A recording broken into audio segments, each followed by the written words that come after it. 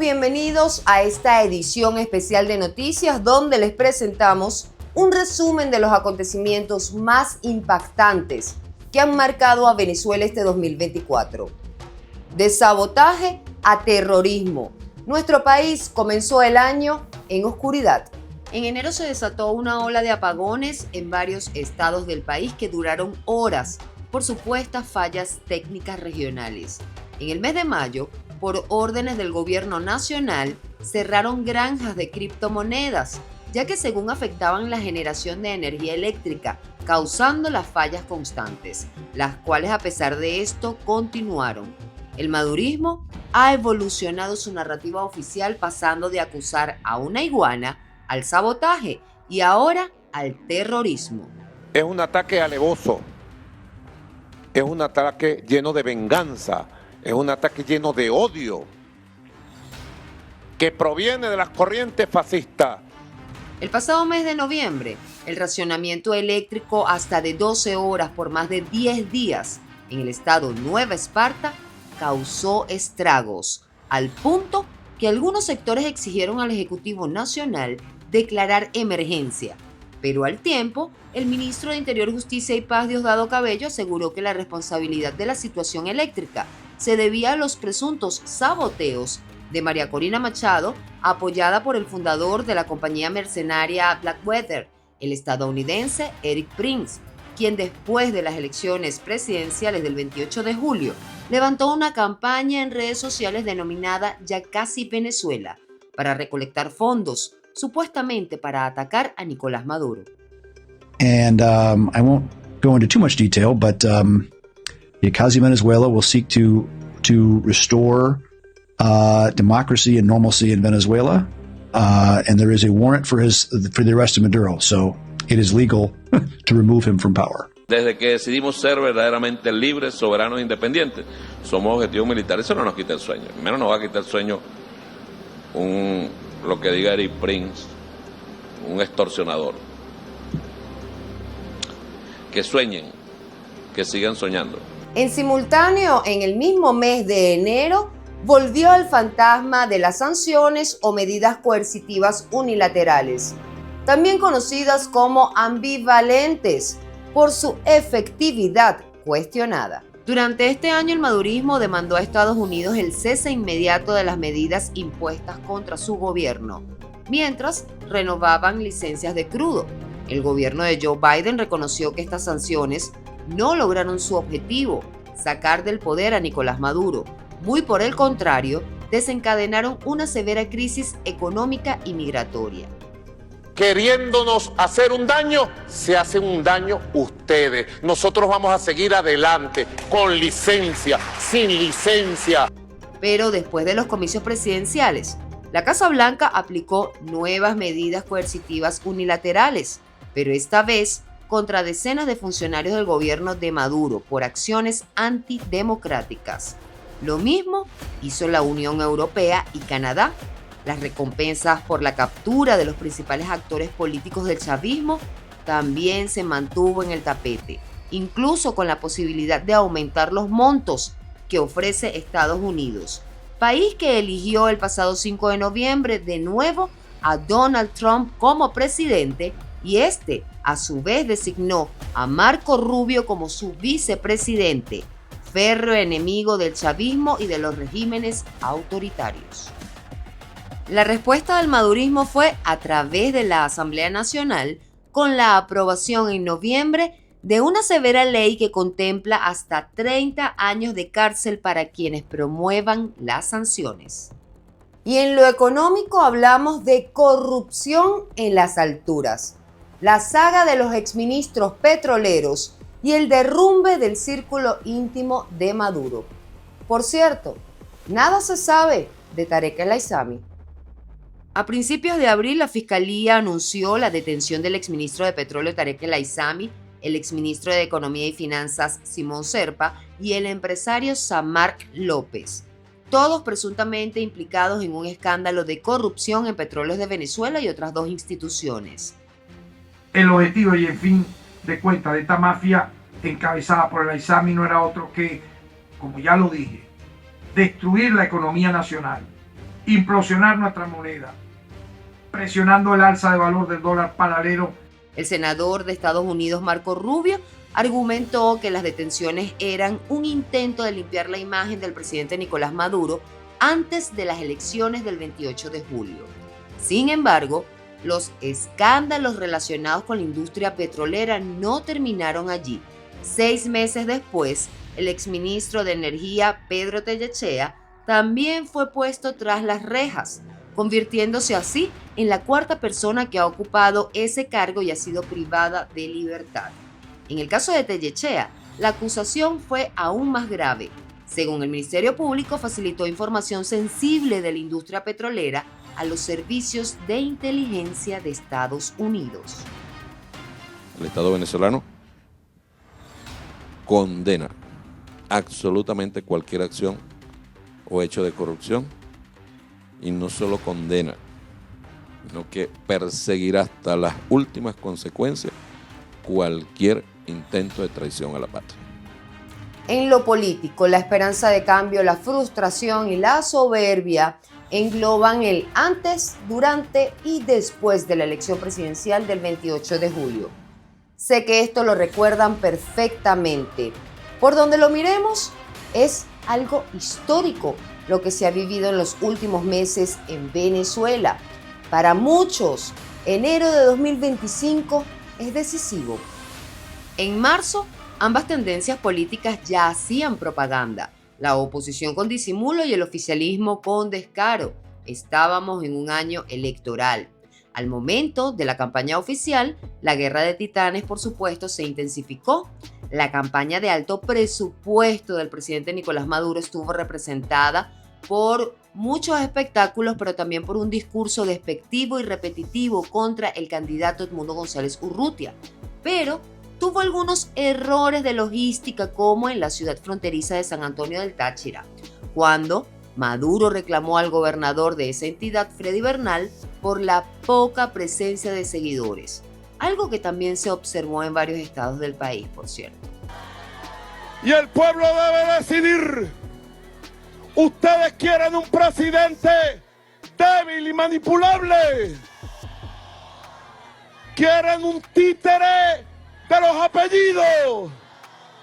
¿Un títere de la oligarquía? Quiero decirles a ustedes que son la esperanza. Ustedes me han llenado de fuerza y coraje para enfrentar lo que sin duda ha sido la campaña electoral más desigual en la historia de los procesos electorales en Venezuela. Entre tanto, la campaña opositora se caracterizó por la lucha entre el bien y el mal, sin recursos y llena de dificultades, con bloqueos de vías, decomisos de sonido, cierres de restaurantes y hasta detenciones de personas que apoyaron a María Corina Machado con alojamiento o comida durante su travesía por el país. Pero a pesar de los contratiempos, fue inevitable que los opositores desbordaran las calles, donde el sentimiento de esperanza se reflejaba en las lágrimas de millones que estuvieron allí. ¡Por mi hija! ¡Por mi hija! ¡Por mi hija! ¡Por mis hijos! ¡Por el futuro de todos que hemos vendido! Eres mi esperanza para que mis hermanos, mis primos, mi hija, la única hija que tengo, retorne a mi casa. Pero no fue hasta el día de la conmemoración de los 11 años del fallecimiento del presidente Hugo Chávez que el Poder Electoral dio a conocer que el 28 de julio sería la fecha en la que se celebraría la elección presidencial. Momento que, por cierto, coincide con el día del nacimiento del líder revolucionario. Un cronograma electoral que contempla todos los requisitos constitucionales, legales y técnicos para celebrar las elecciones presidenciales del año 2024, siendo aprobada. Tras el anuncio, inició la búsqueda del candidato presidencial de la plataforma unitaria, ante la inhabilitación política de María Corina Machado por parte del Tribunal Supremo de Justicia. La elegida fue la académica Corina Lloris, pero el día de la inscripción de candidatos ante el CNE no lo logró, y como medida de emergencia, el gobernador del estado Zulia, Manuel Rosales, asumió dicha responsabilidad, decisión que fue mal vista por la oposición, obligando a Rosales a entregar su candidatura. Pero después de tanta incertidumbre, se conoció que Edmundo González Urrutia sería el nombre que se vería en el tarjetón electoral como candidato oficial de la plataforma unitaria. Ya tenemos tarjeta y ya tenemos un candidato que ha sido apoyado por todo el mundo, por todos los partidos políticos, por los ciudadanos de bien, Edmundo González Urrutia. Muchos venezolanos regresaron al país para votar ese día. Desde la noche del 27 de julio, en varios centros de votaciones, miles de personas hicieron filas para ser los primeros en ejercer su derecho al sufragio el domingo 28. Durante el día, como siempre ha ocurrido, los votantes denunciaron retraso en abrir los centros y fallas con las máquinas. Pero a pesar de estas irregularidades, la jornada fue pacífica hasta que llegó el momento de cerrar los centros. Según los testigos de mesa, en la mayoría de las actas impresas daban como ganador a Edmundo González Urrutia, hecho que se hizo viral en las redes sociales. Edmundo, 2100. El resultado total fue Nicolás Maduro 195 votos, Edmundo González 1043. El primer boletín anunciado sin gráficos por el presidente del Poder Electoral, Elvis Amoroso, la madrugada del 29 de julio, dio como ganador a Nicolás Maduro. De inmediato la oposición, junto a los ciudadanos, denunciaron fraude perpetrado por el gobierno. Pero a pesar de estas acusaciones y la jugada de María Corina Machado de recolectar copias certificadas de todas las actas, incluso con colaboración de chavistas, Maduro fue proclamado. Con el 80% de las mesas escrutadas y con un nivel de participación electoral del 59%, los resultados son los siguientes. Primero, Nicolás Maduro Moro, del Gran Polo Patriótico, obtuvo 5.150.092 votos, con un 51.20%. El candidato Edmundo González, de la Mesa de la Unidad, obtuvo 4.445.978 votos, con un 44.2%. En que Edmundo González Urrutia obtuvo el 70% de los votos de esta elección y Nicolás Maduro el 30% de los votos. Esta es la verdad. O sea, esto no es un fraude más. O sea, esto es desconocer y violar groseramente la soberanía popular. La comunidad internacional posteriormente exigió al CNE las actas electorales que dan a Maduro como ganador para reconocer su triunfo y validar la transparencia de los comicios, algo que hasta el momento no ha ocurrido. En respuesta, el gobierno de Venezuela decidió romper relaciones diplomáticas con Argentina, Perú, Chile, Panamá, República Dominicana, Costa Rica y Uruguay. Además, exigió el retiro inmediato de sus representantes en el territorio venezolano. La fisura más polémica fue con España luego que Edmundo González Urrutia solicitara asilo al país europeo, separación que fue aprobada por la Asamblea Nacional. También hubo relaciones que de tibias pasaron a calientes. Los gobiernos izquierdistas de México, Colombia y Brasil también exigieron las actas y se ofrecieron como mediadores para buscar una solución a la crisis política venezolana mediante el diálogo con ambas facciones, oferta que por supuesto fue rechazada por el Ejecutivo Nacional, creando tensión entre las cuatro naciones. Esta tarde los presidentes de Colombia, Brasil y México, acompañados por sus cancilleres, dialogaron sobre las pasadas elecciones presidenciales en la República Bolivariana de Venezuela. Los mandatarios se reunieron para seguir trabajando en opciones que brinden el acompañamiento internacional que el pueblo venezolano necesita en estos momentos. Eso sí, respetando siempre su soberanía y que permita la solución definitiva de las actuales controversias. En consecuencia, Venezuela sufrió la negación de ingreso a los BRICS sin el apoyo de Brasil, mientras el presidente colombiano Gustavo Petro aún no decide si visitará el país hermano el próximo 10 de enero para la investidura presidencial. Pero aquí no termina todo. Finalizando julio, Venezuela bate récord histórico de presos políticos en el siglo XXI, con aproximadamente más de 2.000 personas detenidas en el contexto postelectoral. Centenares de ellos adolescentes, según organizaciones defensoras de derechos humanos. Todo derivó de un momento inolvidable. El 30 de julio, día en que los sectores populares bajaron de los cerros a protestar, las calles de Caracas y alrededores del Palacio de Miraflores se rebosaron de manifestantes en contra de los resultados del CNE. La represión desde entonces ha sido mucho más fuerte y hostil. Hasta el cierre de esta edición continuaban las detenciones y el efecto puerta giratoria. Excarcelan a unos y detienen a otros. Y es que en un ciclo siniestro, el Ministerio Público ha ido otorgando a cuentagotas medidas cautelares de libertad condicional a cientos de personas durante los últimos 2 meses del año. Aún así, entre vigilias y manifestaciones, los familiares de los detenidos no pierden la esperanza de volver a ver libres y sin cargos a sus seres queridos, sobre todo ante la desesperación de ver condiciones de salud deterioradas y crisis emocionales que están llevando a los presos políticos a la muerte. Ya 3 han fallecido en el contexto postelectoral bajo la custodia del Estado. Murió un señor, fue lo que nos dijeron. Y aquí estamos con los nervios porque hoy es él, mañana no sabemos quién puede ser. No queremos más muertos aquí en Tocuyito, no queremos más muertos, queremos la libertad de nuestros muchachos. Voces del dolor.